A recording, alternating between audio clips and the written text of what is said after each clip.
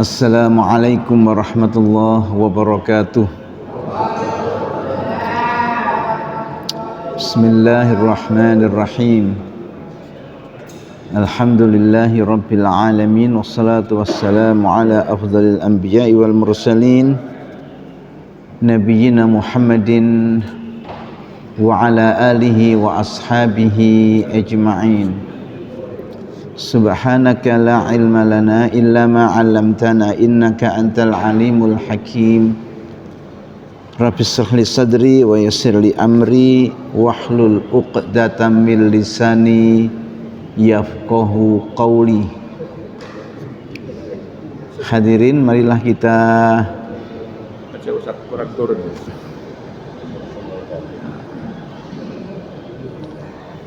Marilah kita panjatkan rasa tasyakur kita kehadirat Allah atas segala nikmat yang telah dilimpahkan kepada kita semua. Subuh hari ini kita bisa bersama-sama belajar, bersama-sama mengkaji ayat-ayat Al-Quran.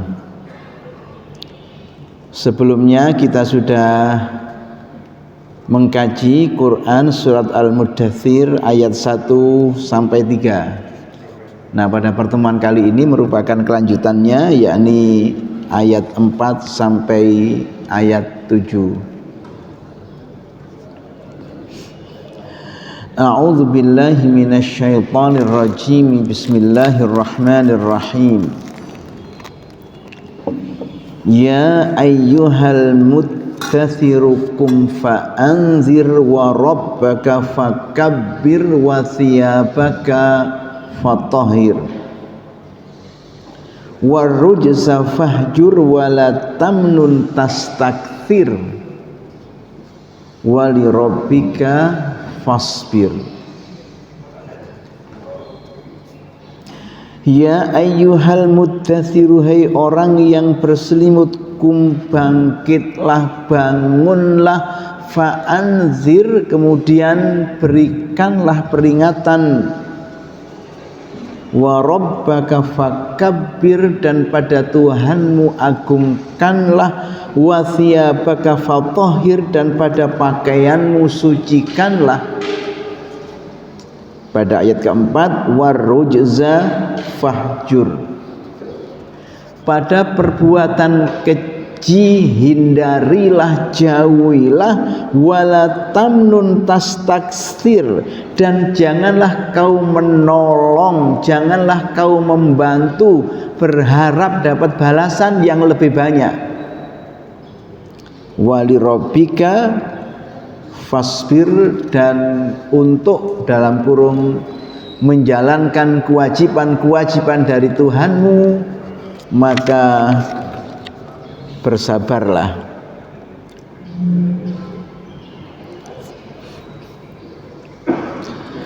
Hadirin, dalam kitab-kitab tafsir dikatakan bahwa ar-rujza maknanya adalah al-ma'athimu wadh-dhunubu wal ma'asi,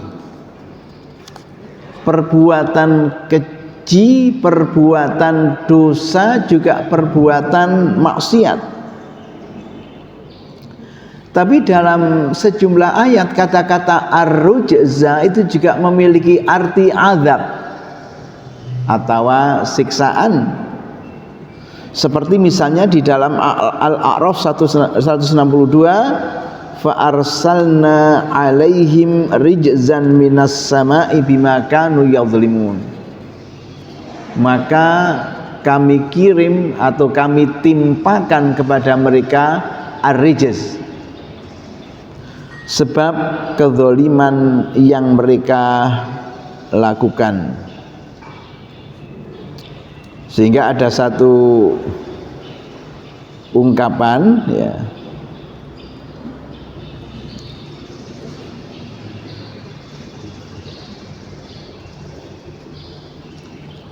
jika engkau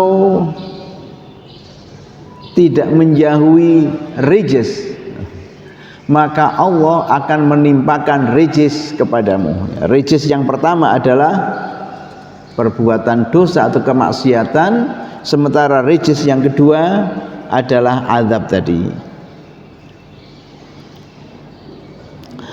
Itu berangkat dari ayat warrujza fahjur.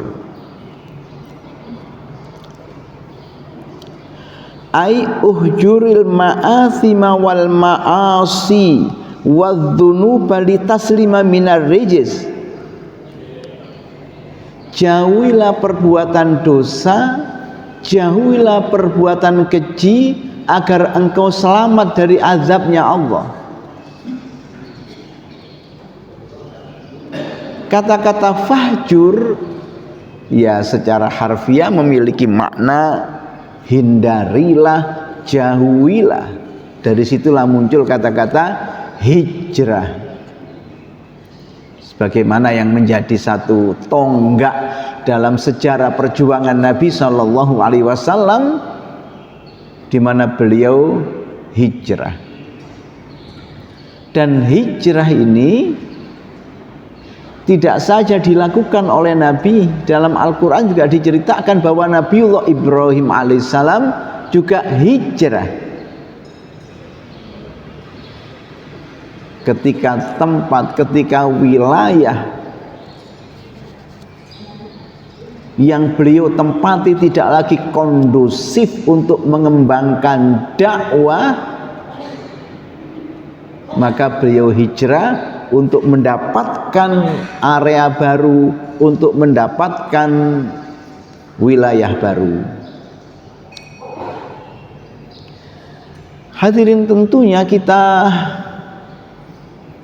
menjadikan Nabi kita Muhammad Sallallahu Alaihi Wasallam sebagai teladan di dalam hal mengajak orang untuk masuk ke dalam agama Allah. Ada yang unik, ada yang dahsyat di dalam dakwah Nabi. Ayat mengatakan laqad kana fi Rasulillahi uswatun hasanah liman kana yarjullaha wal yaumal akhir wa dzakarallaha katsira. Sungguh benar-benar terdapat teladan yang indah, terdapat contoh yang ideal di dalam diri Nabi dalam semua aspeknya.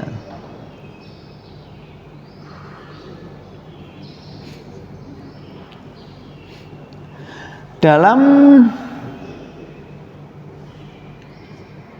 pandangan ilmu tentang agama-agama, dulu disebut sebagai ilmu perbandingan agama. Sekarang kan nomenklaturnya diganti menjadi ilmu agama-agama. Bahwa agama jika ditinjau dari apakah menyampaikan agama itu kepada orang luar, bagian dari ajaran agama itu atau bukan, ada dua. Ada agama misi atau agama dakwah, dan ada agama non misi atau agama non dakwah. Nah, Islam adalah agama dakwah atau agama misi itu, di mana menyebarluaskan atau mendakwahkan ajaran agama itu kepada orang lain merupakan bagian dari ajaran agamanya. Ya, kalau dalam Quran jelas ada ayat yang mengatakan ud'u ila sabili rabbika bil hikmati wal mau'izatil hasanati wajadilhum billati hiya ahsan inna rabbaka huwa a'lamu biman dhalla an sabilihi wa huwa a'lamu bil muhtadin. Ud'u, ajaklah, dakwailah orang ila sabili rabbika, untuk masuk ke dalam jalan Tuhanmu. Mafhumnya mereka yang diajak adalah mereka yang masih berada di luar jalan Tuhan. Diajak supaya masuk ke dalam jalan Tuhan. Mereka yang masih di luar lingkaran ad-dinul Islam diajak masuk ke dalam lingkaran agama Islam, tapi dengan cara-cara yang hikmah, bijak, wal mau'izatil hasanati, nasihat yang indah, wajadilhum billati hiya ahsan. Kalau memang harus beradu argumentasi, lakukanlah dengan cara-cara yang paling baik. Nah, ini kita akan menemukan keunikan, kedahsyatan dalam sejarah dakwah Rasulullah Sallallahu Alaihi Wasallam. Hadirin, dalam konteks dakwah ini, al-mad'u atau pihak yang didakwahi itu kan ada dua macam. Ada umat dakwah, ada umat ijabah. Umat dakwah adalah mereka yang tadi kami katakan masih berada di luar lingkaran agama Islam, diajak supaya masuk ke dalamnya. Sementara umat ijabah adalah mereka yang sudah masuk di dalam agama Islam, didakwahi untuk meningkatkan kualitas imannya, untuk meningkatkan kualitas amal solehnya, untuk meningkatkan kualitas ketaatannya kepada ajaran agama.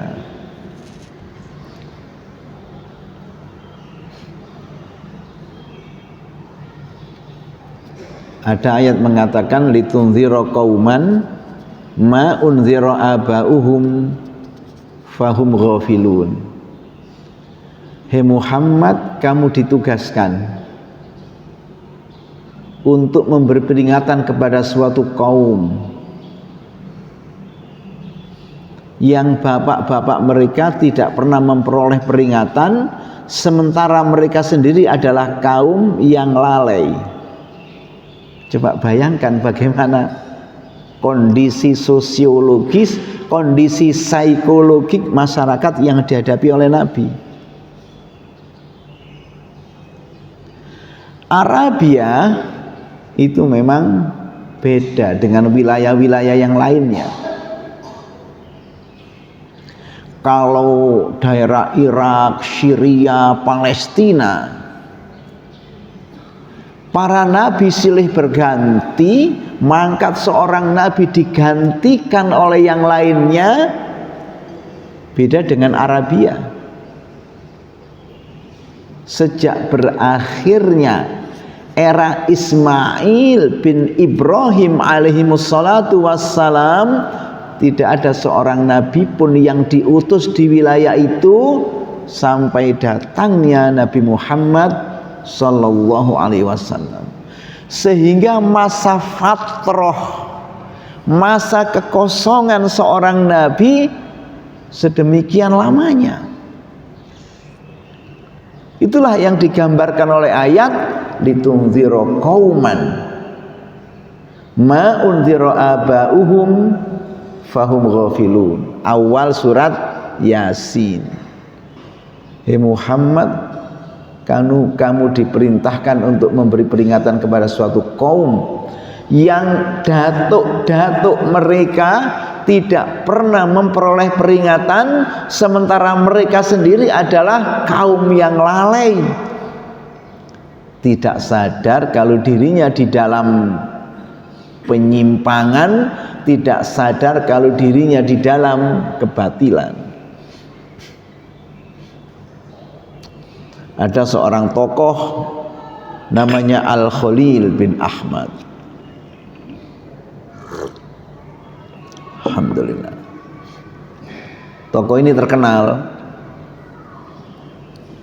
Kenapa terkenal? Karena pertama, ia adalah perintis ilmu bahasa Arab yang dikenal dengan ilmu nahwu, ilmu sorof. Bahasa Arab memang sudah lama ada, tapi ilmu tentang bahasa Arab itu diciptakan oleh para ulama generasi tabi'ut tabi'in, 3 generasi setelah Nabi. Seandainya tidak diciptakan ilmu bahasa Arab, yang bisa bahasa Arab hanya orang Arab gitu. Nah, faktanya Islam yang pada zaman Nabi memang hanya dipeluk oleh orang-orang Arab, itu kan kemudian berkembang juga dipeluk oleh orang-orang non-Arab. Nah, non-Arab itu bahasa Arabnya ajam. Ajam itu maksudnya non-Arab, tapi bukan ajam-ajam yang ada di sini. Ajamna tempena kiai namun ajamna santrena. Nah, ini kalau tidak diciptakan ilmu bahasa Arab, yang bisa bahasa Arab dalam arti kemudian memahami Al-Quran, memahami sabda Nabi hanya orang Arab, maka diciptakanlah ilmu bahasa Arab. Luar biasa, itu jenius sekali. Yang dasarnya ada 3. Pertama Al-Quran, kedua Al-Hadis, dan ketiga adalah asy'ar jahiliyah, puisi-puisi pra-Islam. Dilakukan satu analisis yang sifatnya induktif. Quran dibaca, kemudian lahir satu teori. Hadis dibaca, lahir satu teori, sampai kemudian dirumuskan menjadi ilmu bahasa Arab. Gara-gara ilmu bahasa Arab itu sehingga orang Islam seluruh dunia baik Arab ataupun ajam bisa bahasa Arab. Jadi kalau orang Arab ya Arab ajam. Kan ada syair itu, Muhammadun sayyidul qaunaini wathaqalaini wal fariqaini min urbi wa min ajami. Urbi itu Arab, ajam itu ajam. Kedua, orang ini terkenal karena ialah yang menciptakan syakal atau harokat dalam bahasa Arab. Seret atas A, seret bawah I, koma di atas U, bulat mati. Itu jangan dikira itu sudah ada dalam pada zaman Nabi, bukan barang baru itu. Pada zaman Nabi tulisan Arab itu gundul pacul. Kenapa disebut gundul pacul? Di samping tidak ada harokatnya, juga belum ada titiknya. Jadi gimana membedakan yang dibaca waladhdallin apa walasolin, sama-sama tidak ada titiknya. Belum ada titiknya. Baru pada zaman generasi tabi'in ada seorang tokoh namanya Abul Aswad Ad-Du'ali, itu yang memberikan tanda titik itu. Makanya dalam literatur Arab huruf yang bertitik itu namanya mu'jamah. Apa makna mu'jamah? Untuk kepentingan orang ajam tadi, supaya bisa membedakan antara shad dan dod, supaya bisa membedakan jim ha kha. Kalau huruf tidak bertitik namanya muhmalah. Muhmalah itu artinya dibiarkan seperti semula. Ya mau dulu begitu ya biarkan saja. Sehingga kamus bahasa Arab di samping disebut al-qamus juga disebut al-mu'jam, ya, untuk kepentingan orang ajam tadi itu. Mu'jam, mufahros dan lain sebagainya. Nah, Al-Hul bin Ahmad ini memiliki statement yang terkenal, dikutip banyak orang. Di antaranya dikutip oleh Al-Imam Al-Ghazali di dalam kitabnya Ihya'u Ulumiddin. Justru karena dikutip oleh Al-Ghazali itulah menjadi terkenal di seantero dunia. Ya, dengan berbagai redaksinya, ia mengatakan an-nasu arba'atun, manusia itu ada 4 tingkatan ditinjau dari atau dalam hubungannya dengan ilmu pengetahuan. Pertama, rajulun yadri wa yadri annahu yadri fadzalika al-alimu fattabi'uhu. Pertama, orang pintar ilmu banyak, sadar bahwa ilmu banyak tanggung jawab besar, sehingga kepintarannya untuk umat bukan untuk minteri orang. Kan kadang ada istilah pinter tapi kepintarnya dipakai minteri orang. Ndak. Rajulun yadri wa yadri annahu yadri fadzalika al-alimu fattabi'uhu. Orang alim ilmu banyak, sadar bahwa ilmu banyak tanggung jawab besar, itulah orang alim, kamu ikut padanya, selamat.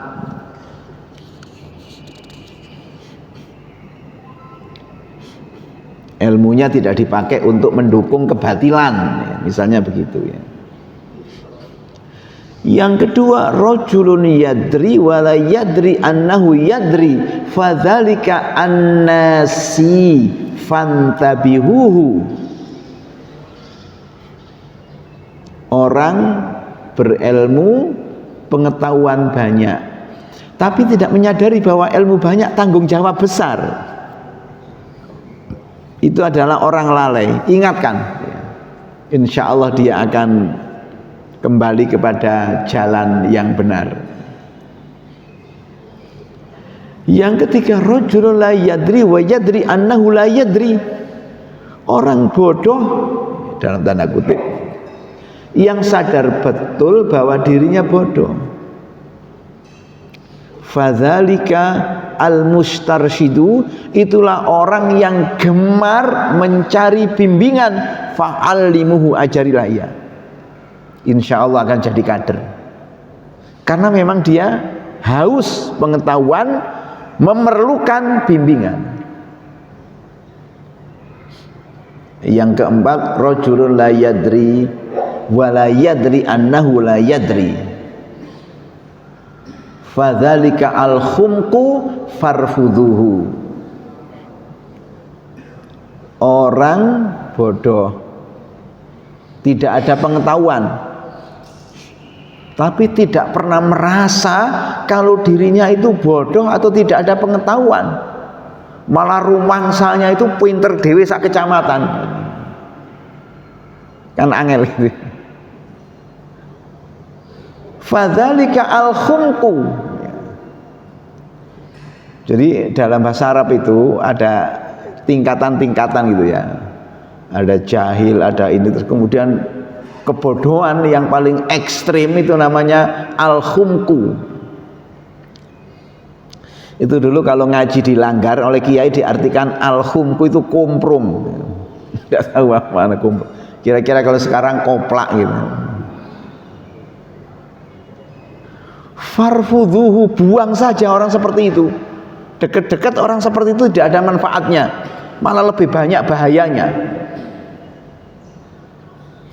Tapi kalau kembali kepada ayat tadi, litunzira qauman ma unzira aba'uhum fahum ghafilun, kira-kira orang atau kelompok manusia yang dihadapi oleh Nabi adalah kelompok yang keempat ini.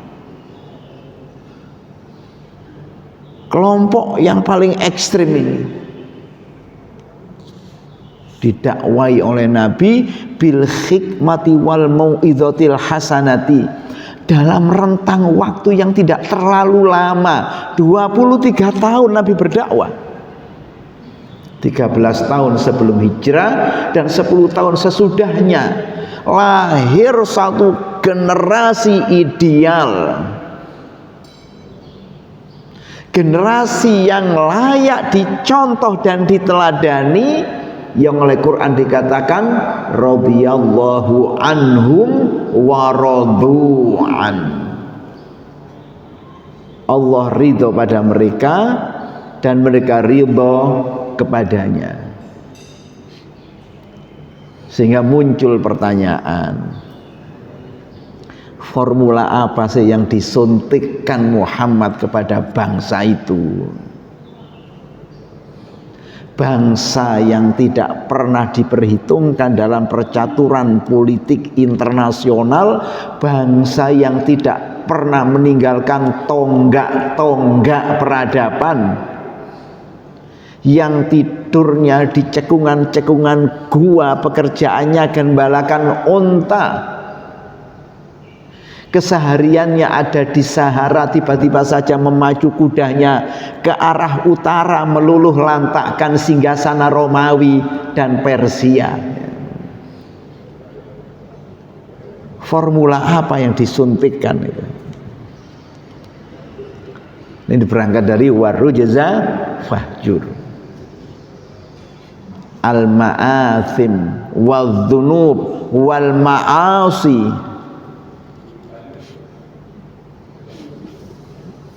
perbuatan buruk, perbuatan dosa, kemaksiatan-kemaksiatan, fahjur, hindarilah, hijrah dari wilayah itu. Ada satu ayat yang seringkali dipakai oleh para ulama untuk menjelaskan atau menjawab pertanyaan tadi.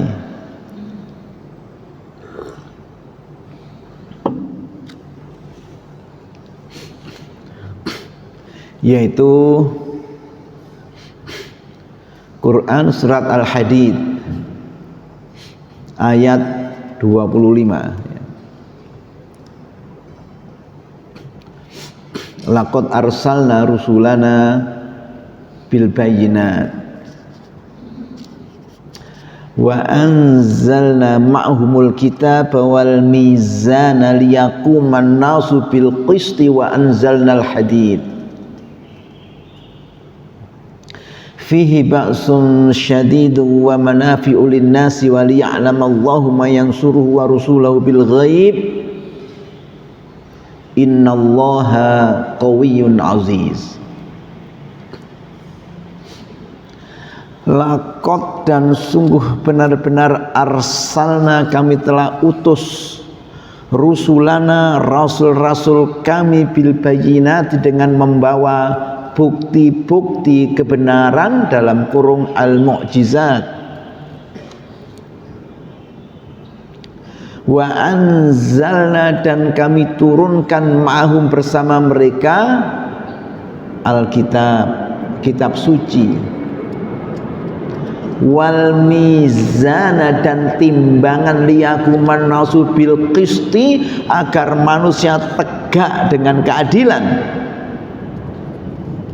Wa anzalnal hadid dan kami turunkan besi.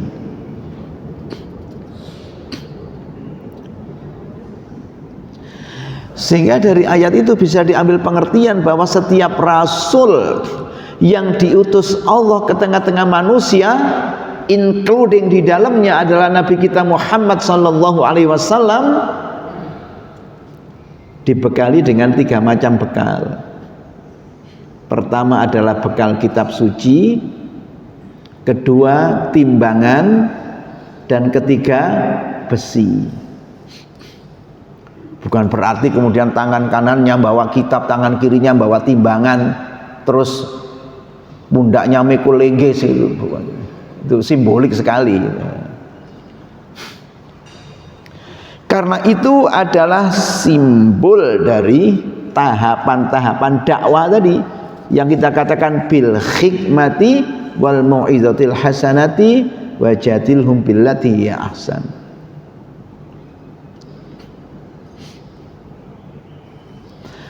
Alkitab atau kitab suci merupakan simbolisasi dari ats-tsaurah al-fikriyah, revolusi pemikiran atau pencerahan. Sementara timbangan adalah tugas untuk menciptakan keadilan di tengah-tengah masyarakat. Supremasi hukum dikedepankan. Sementara al-hadid bahwa masyarakat tidak bisa tidak, harus dibimbing, harus diarahkan untuk disiplin di dalam menjalankan hukum-hukum. Bukan karena takut, bukan karena ini karena itu, tapi karena kesadaran. Itu nanti menjadi pembeda ya dalam kajian peradaban antara masyarakat yang tidak berpendidikan atau badawi yang tinggal di Badawa. Badawa itu pedalaman Sahara, dengan masyarakat yang berperadaban atau madani yang tinggal di kota. Yang salah satu cirinya itu adalah soal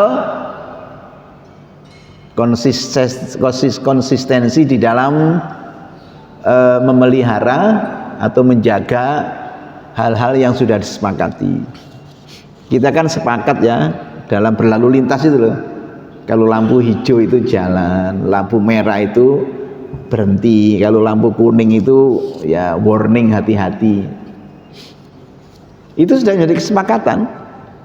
Ada petugas, tidak ada petugas, ada polisi, tidak ada polisi. Kalau merah itu ya berhenti, kalau hijau itu jalan. Itu namanya masyarakat beradab. Jenengan malam-malam merah, tola-tole gak ono kendaraan, tola-tole gak ono polisi, bablas ae. Berarti desa jenengan.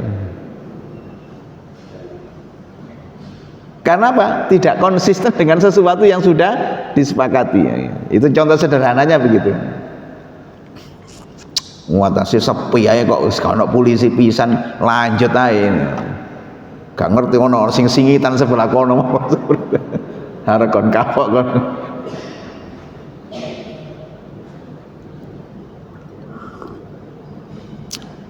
Baik. Mungkin kita ulas salah satunya saja ya. Kita lanjutkan pada pertemuan-pertemuan yang akan datang. Yang pertama, kitab tadi kami katakan sebagai simbolisasi dari ats-tsaurah al-fikriyah, revolusi pemikiran. Dulu kalau programnya Pak Jokowi itu namanya revolusi mental. Ya, tidak tahu ada hasilnya atau tidak tahu saya. Karena buktinya semakin banyak koruptor yang tertangkap.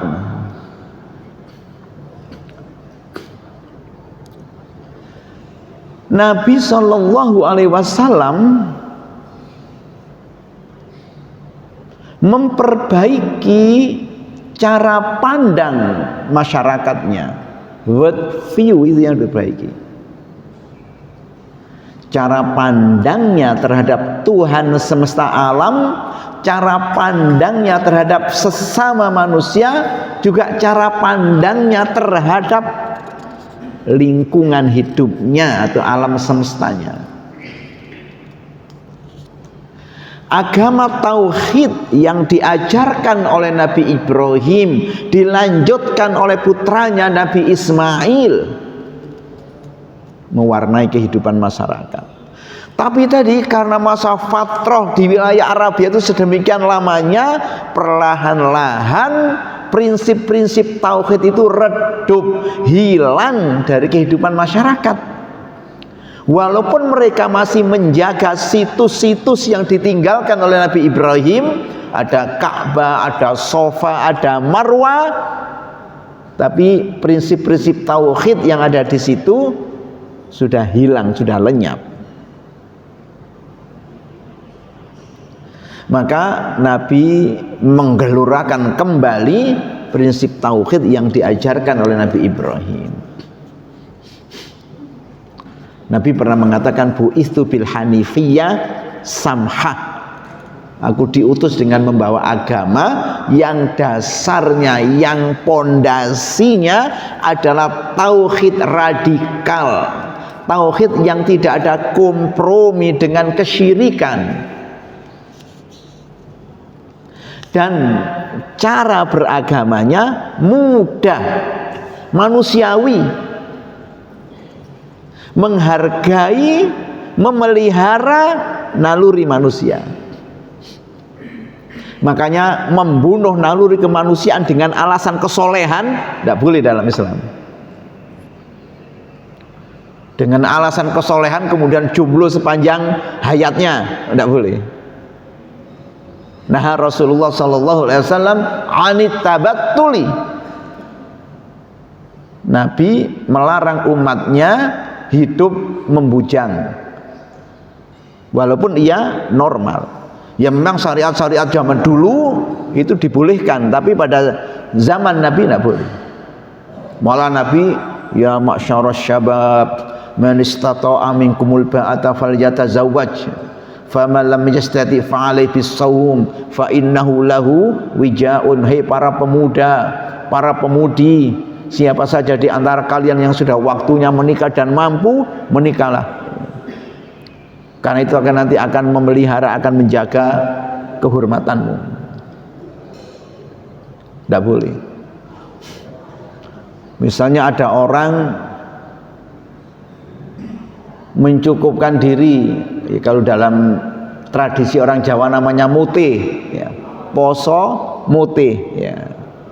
Pokoknya tidak makan barang bernyawa. Kalau alasannya untuk kesehatan ya boleh-boleh saja, tidak ada masalah. Tapi kalau mengatakan itu adalah ajaran agama Islam, tidak ada. Nabi yang makan sampilnya kambing, Nabi yang minum susunya unta dan lain sebagainya. Cuma kalau alasan kesehatan ya boleh-boleh aja, tidak ada masalah.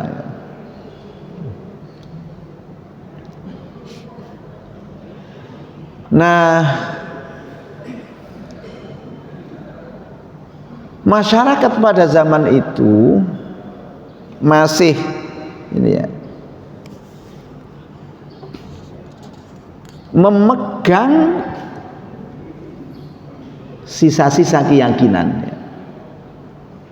Misalnya keyakinan bahwa pencipta alam adalah Allah.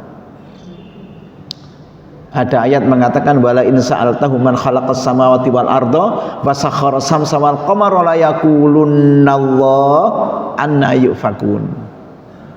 Hei Muhammad, jika kau tanya mereka siapakah yang menciptakan seluruh bumi, edarkan rembulan dan matahari, siapakah yang menciptakan seluruh langit dan bumi, edarkan rembulan dan matahari, pasti mereka akan mengatakan Allah.